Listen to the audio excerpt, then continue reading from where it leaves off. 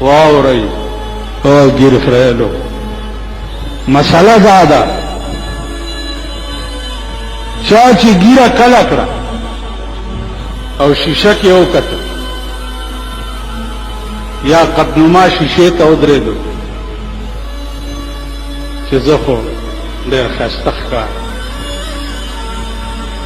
او که په ګیره کلې دوی دا ووایي چې زه ښایسته ښکارم پاته کې کافر شي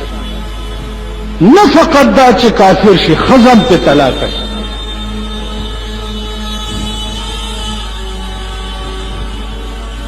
دغسې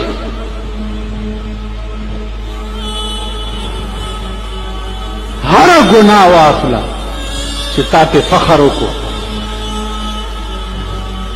ته به پوه هم نه یو د اسلام نه به وتې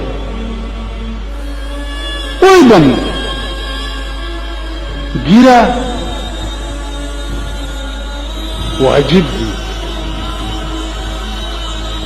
بیبي حوا ویښته ډېر ښایسته و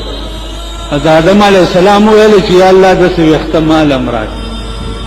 نو الله والا ګیره پیدا کړه ورته وی چې او آدمه د بیبي حوا زینت چې دی د سر ویښته دي او ستا زینت دا ګیره ده ستا ښایستهوالی په دې ګیره کې دی او د هغې ښایستهوالی د سر ویښته